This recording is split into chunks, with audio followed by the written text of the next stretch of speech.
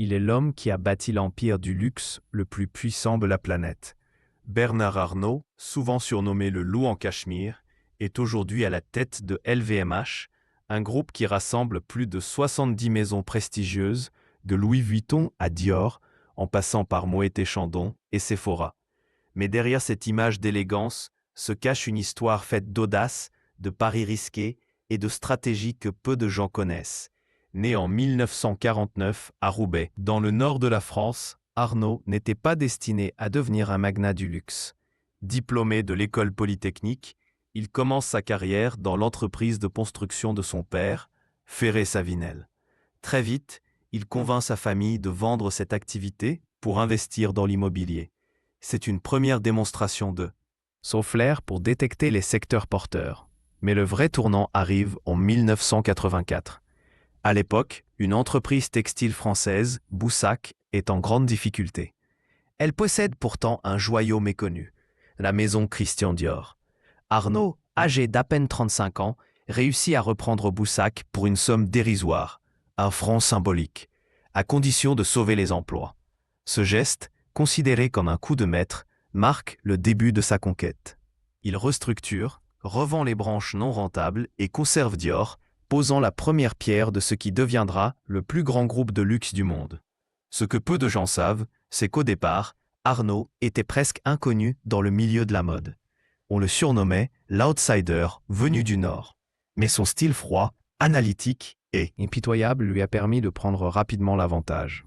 À la fin des années 1980, il s'invite dans la bataille pour le contrôle de LVMH, un groupe alors fragile, issu de la fusion entre Moët & Hennessy et Louis Vuitton. Grâce à une série de manœuvres financières et de rachats d'actions redoutablement bien orchestrés, il prend progressivement le contrôle du groupe et en devient le PDG en 1989. Beaucoup le comparent alors à un joueur d'échecs, avançant ses pièces avec une précision chirurgicale. Mais il ne s'agit pas seulement de stratégie financière. Arnault a une vision claire.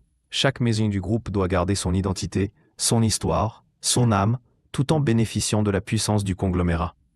C'est cette philosophie qui permet à LVMH de préserver l'aura de marques centenaires tout en les propulsant sur la scène internationale. Et il ne s'arrête pas là. Dans les années 1990 et 2000, il multiplie les acquisitions. Givenchy, Fendi, Celine, Bulgari et plus récemment Tiffany & Co. pour un montant record de 16 milliards de dollars. Une facette méconnue et pourtant fascinante de Bernard Arnault est sa relation intime avec l'art. En 2014, il inaugure la Fondation Louis Vuitton à Paris, un musée d'art contemporain conçu par l'architecte Frank Gehry. Derrière ce geste philanthropique se cache une stratégie visionnaire. Associer le luxe à la culture, donner une légitimité artistique à ses marques et faire rayonner LVMH bien au-delà du commerce.